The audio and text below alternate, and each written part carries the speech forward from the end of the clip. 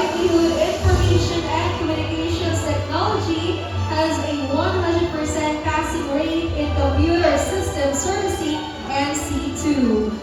Now for the Information and Communications Technology strand, Computer Programming.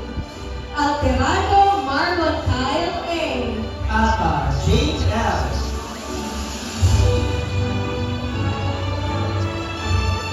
Argelius Sean Michael L. Autentico Jerry Isel L. Baer Celeste H. Balmori Sal PJA. Basican John Lloyd P. Cadaves Terence James A.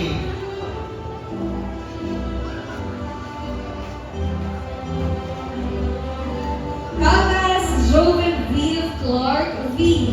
Canoy Pritzilik R.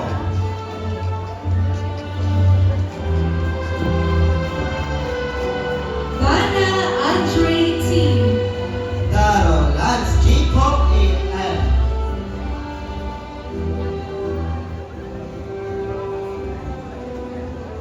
Dumo Angelo N. Eru Einstein C.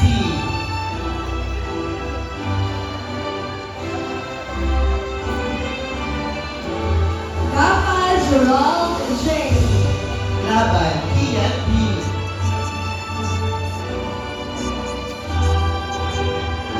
Agutin Lorraine B. Lanyohan Marian G.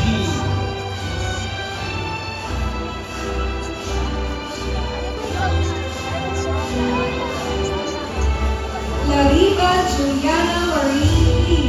Masamayor John Ray N.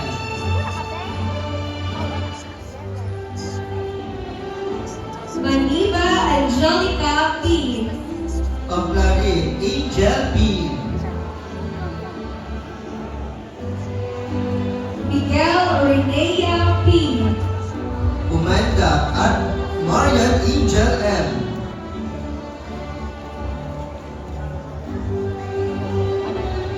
Unseen Axel John Moore D. Okyas James Dean M.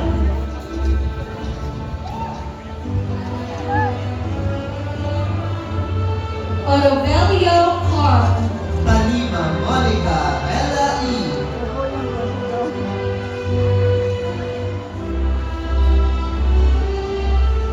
Prado EJ Erica L.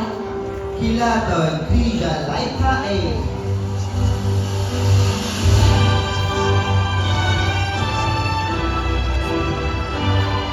Robles Axel James T. and Vicula Ruel J.